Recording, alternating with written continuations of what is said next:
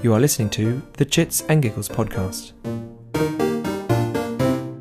Hello and welcome to another Chits and Giggles podcast. I am joined by Ben today. Hello, Ben. Hey Russell, how's it going? Very, very good. So today we have another chit and a giggle as per usual. So this week our chit is talking about whether we can play games too much or not enough, I guess. Yes, as a general topic, but also individual games. As in, when you buy a game, are we playing that game enough? Or do we buy a game, play it, and then move on to the next game? Mm-hmm. And then this week's giggle, we've got something interesting. It does involve the Board Game Geek Top 100. It does sound like it could be quite a fun little game. So yeah, we will see what that's all about later on. That's a challenge. That's a challenge for Ben, that one, because I'm just doing too well in these games. So I just thought we'd mix it up and give someone who isn't that good a chance. So. All right, so on to this week's chit. So we were talking about games. This was a discussion we came up against recently. Essentially, when you buy a game, most of the time, I think the majority of us will play it once, maybe twice, and then just not really play it again. Now, part of that's because the game isn't that good and we just don't really sort of get the game, which is fine. Mm-hmm. But then other times, a game will be really good and yet we still won't play it that much. And we wondered whether that had some other meaning. There was some other reason behind that. Because I was thinking that maybe it's like an evolution. So I remember that when I started playing games, mm-hmm. I would buy a game and then I'd play it to death. And I remember I used to play Carcassonne all the time, every day. And then I discovered Dominion and I did the same. But as I've gotten into the hobby and I've bought more games and I've played more games, I'm almost addicted to new games as much as I am just to playing board games. And I'm the same. Often now when I go to a board game meetup, if I see games that I already know on the tables, I'm actually start hunting for a new game. Yeah. And is this a good thing? Am I buying a game, playing it 2 times and then going, right, I need a new game? Am I playing games enough? And this is what I'm wondering.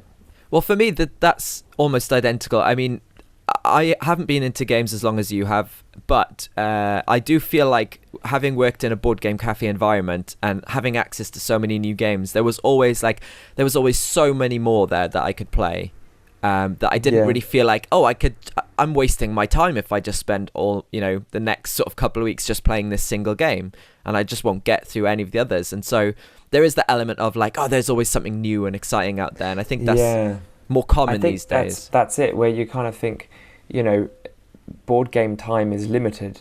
And so you're going to want to make the most of it. And so you think, I don't want to play the same game we played last time. I want to play something else, so I don't get to play games as often as I would like. But I think perhaps I'm not getting the full potential from a game. I'm not playing a game enough.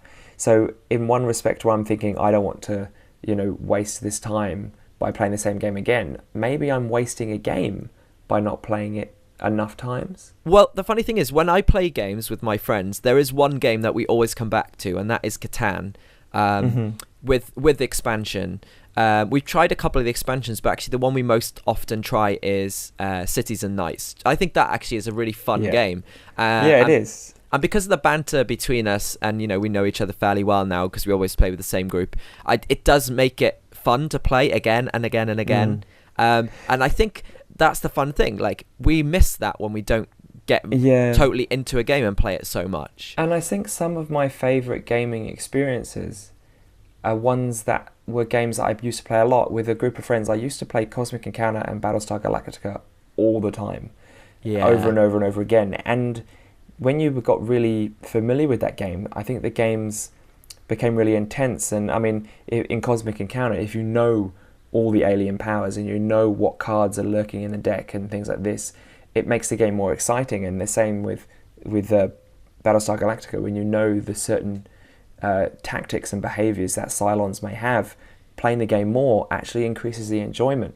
And I think it's a thing that can apply to many other games, and that I worry now. I'm thinking about games I have in my collection and thinking, have I played this enough? One that I can think of off the top of my head is Ashes Rise of the Phoenix Born, and I enjoy that. And that's a game that I think needs a lot of commitment and a lot of time to get its full potential. And I haven't given it to it yet. Well, that's funny because that just brings me up to like the next thing I was going to say. Now, there are games that actually reward you if you master them, such as Magic: The Gathering, Netrunner. Even I think a game like Ashes is certainly a similar style. And of course, there are other games out there like Catan that you have like proper competitions of.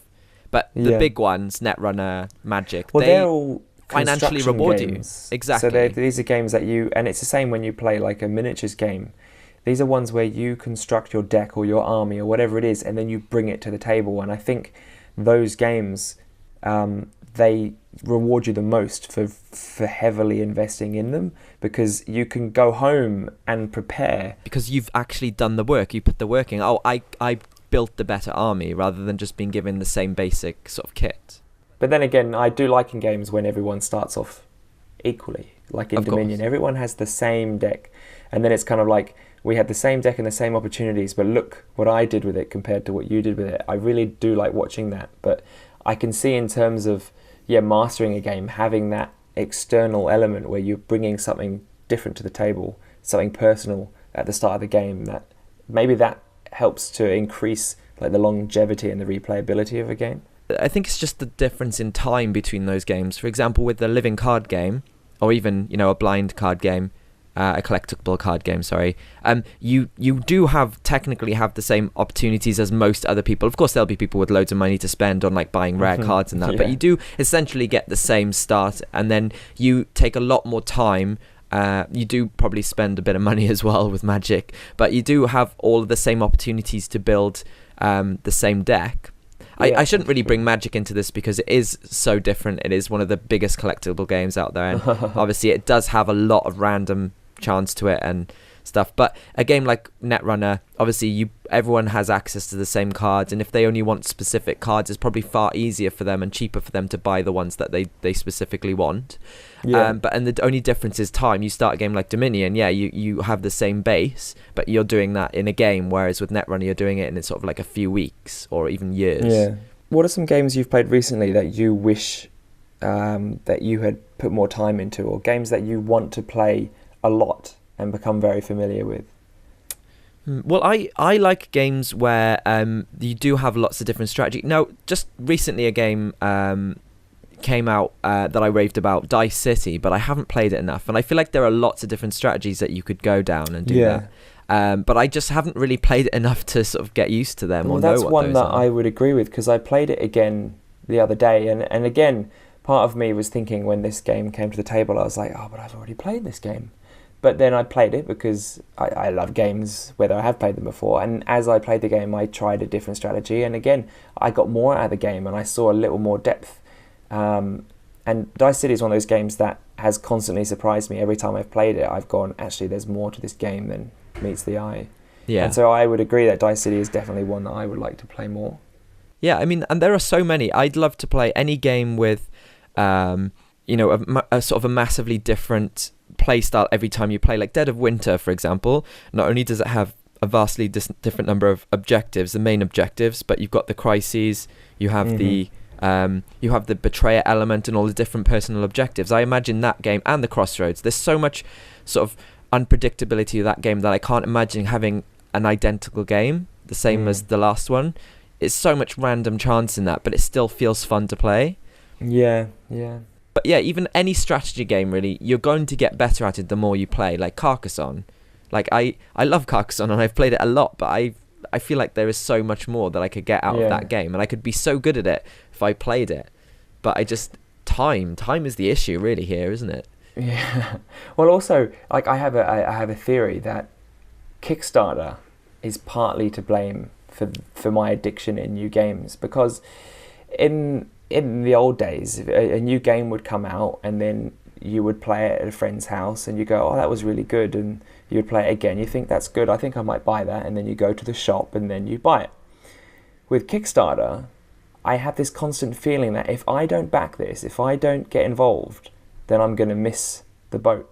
And then when I do want to get it, it's going to be out of print, it's going to be out of stock, they may not make it again.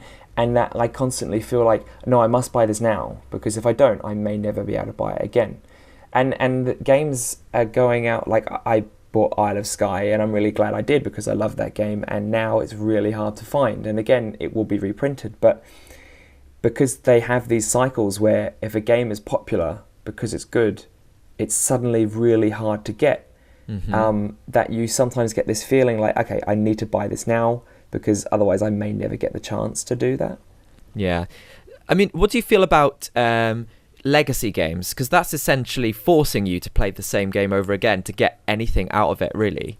I think it's good because I think it's something that I know personally I need to do. I need to invest more into single games and get the most out of them. And I'm kind of feeling like I should go on like a new game hiatus and stop buying games and going through my collection and going, okay, well, this month or this fortnight, I want to focus on this game, and then play it till I'm really familiar with it. You know, I'm to the same level that Mike is with a Agricola, but I want to be that level with every game in my collection. You know, I think Reddit sort of championed the 10 by 10 challenge, which is where you take 10 games at the beginning of a year, and it doesn't have to be the year, just can be any beginning of a 12-month period, and you just play each of them 10 times. I really like that idea. Yeah, I should try that. I don't know if I have the willpower to just stick. I think you are allowed to play new games during that time, but I feel like playing games is such like crucial time. Like you don't get a lot of it. That it should be on those games, and I like that idea. I think what would be nice is to do it with the same gaming group. So if you had 4 or 5 of you, and then you as a group pick 10 games, and then as a group played all of them, I think that'd be really nice. Oh, and also worth mentioning story games, so story-based games where you just get sort of one-time use out of it. For example, Time Stories, and to an extent, Sherlock Holmes, Consulting Detective. Yeah. Those games, you play them once, and that's it. There's no replayable value to them. Yeah, well, Sherlock you can play 10 times. Well, but each case is different, and that's one thing I think that is much better about Sherlock. The fact that you do have a lot more value for money in that game, and something like Time Stories, which I don't know if we've properly discussed on a podcast before, but we've both played it now, and we're not going to go into spoilers, but I wasn't really raved. I don't know. I didn't feel like cafe. Yeah, absolutely. Yeah. Oh yeah, we did actually talk about it in that podcast. You're right. Oh well, I think we've given our listeners enough sort of enough to think about. I'd be interested to know what any of the listeners think, and if they have the same situation, and any recommendations they have for games that where you get a lot out of playing them over and over, and if they've done a 10 by 10 challenge. So please do get in touch. Facebook, Twitter, Instagram, or even the website. We've got a little comment section below, so yeah, do let us know. So we will move on to the Giggle now. Now, Ben, are you ready? I'm quite excited because I have no idea what this involves. So the way this game is going to work, this is all about the Board Game Geek Top 100 as it stands right now. The last time I looked at the top 100 or the top rankings was when I was working on the Game Designer Top Trump cards. Okay, so that wasn't that long ago. That wasn't too long ago, but it was looking at designers, specific designers in their highest ranked games, so I wasn't actually looking at the list as a whole. I think you might have a slight edge then. Oh my God, see. I'm really worried now. I shouldn't have said that. I'm sorry. I'm in Australia. The internet's really slow. I can't look at the Board Game Geek. Well, anyway, it's happening. There's no turning back now. I'm going to give you 5 questions, and each question is going to be 2 options. You have to simply tell me which one is higher ranked on the Board Game Geek Top 100. What are you calling this game, by the way? I don't know. The Price is Right. I have no idea. Can you think of a good name for this game? Like Board Game Battle Royale. How's about that? Can we call it Ranky Panky? Absolutely. Ranky Panky. Okay. Ben, you and your names. You've got such good pun-based name skills. So I could be like, Russell, do you feel like a spot of Ranky Panky? You can say that. That's fine. All right, so welcome to Ranky Panky edition 1. Now, the first question, and actually before we start, I want to say that a good score for this would be 3, a great score would be 4, and a flawless score would be 5. But there is also a bonus point as well available. Oh, I'm very excited for this. Yeah. All right, so first of all, I want to start with an easy one. Oh my God, I'm gonna screw it up. I'm gonna constantly think that you're double bluffing me. Oh, this is meant to be. It's meant to be this way. All right. So first of all, we have the first option, Ticket to Ride, and then we have the sequel, Ticket to Ride Europe. Now, which of those is ranked highest on the Board Game Geek Top 100? See, this is tough because I personally would rank Ticket to Ride Europe higher, but I think just because of nostalgic reasons and because a lot of people would rank it and play it a lot, I'm just going to say that Ticket to Ride is ranked higher. Is that your final answer, Ben? Yeah. You are wrong, I'm afraid. Ticket to Ride Europe is actually ranked quite a bit higher at 73, and Ticket to Ride is ranked at 96. So they are both in the top 100. Okay, so you should have trusted your instincts. I should just follow my gut. Exactly. But there is a bonus point available. Ticket to Ride Nordic countries is also on the list, but where in the timeline of Ticket to Ride and Ticket to Ride Europe does it sit? Does it sit above Ticket to Ride Europe, between them, or below Ticket to Ride? Do you mean in the ranking? In the ranking. And I give you 5 points if you can give me the number, the exact ranking. I reckon it's ranked 86th between. So you're saying between them, yeah? Yeah. That is correct. That is correct. But 88, that was so close. I was a bit worried. I had to give you 5 points, but all right, great. All right. Well, anyway, you've got 1 point, so that's fine. 1 bonus point. Thanks, man. Exactly. Right. The next question. Two more points. The next question. And I'm average. Exactly. You're average. You're always average to me, man. The next question is, so we have Castles of Mad King Ludwig against Suburbia. Castles, it's got to be. Is that your final answer, Ben? Yeah. You are correct. Oh, Castles of Mad King Ludwig. I'm just going to go with my own opinions now and assume that the community is right.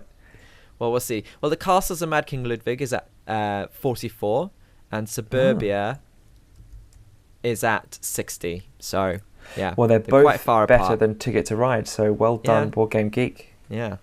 All right. The next question is Time Stories, and this is interesting because you heard me mention this earlier on, but also another game that I mentioned earlier on was Sherlock Holmes Consulting Detective. Now, which of those is highest on the Board Game Geek list? Sherlock Holmes, it has to be. Is that your final answer, Ben? It is. You're wrong. Can you believe it? I'm Time not wrong. Stories. Board Game Geek is wrong. I knew you'd say that. No, it surprised me as well, but Time Stories is at 45, sorry, and Sherlock Holmes is actually at 61. So just sitting there below Suburbia on the list. So yeah, I was surprised about that, but yeah. All right, but don't worry, you can still pull us back. It's so weird that we happened to just mention that before. No, I purposely brought it up. Oh, okay. It wasn't a coincidence. It was a foreshadowing. It was a foreshadowing. Yeah. All right, so the penultimate question, all right? Am I on 2 points still? You're on 2 points, yeah. So you can still pull this back. You've got two points left. All right, so next question. We have Splendor against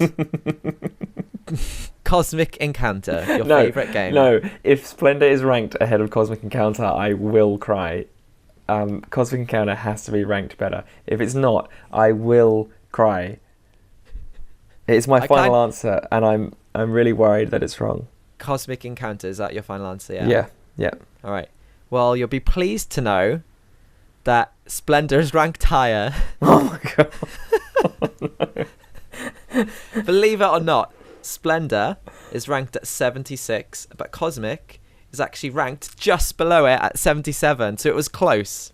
It was very close. Well, at least it was close, but they're not even in there. Anyway, let's not get into this. Right, you just did that you put up like my favourite game against one of my least favourite games. I was surprised at how close they were, but yeah, that I had to ask that.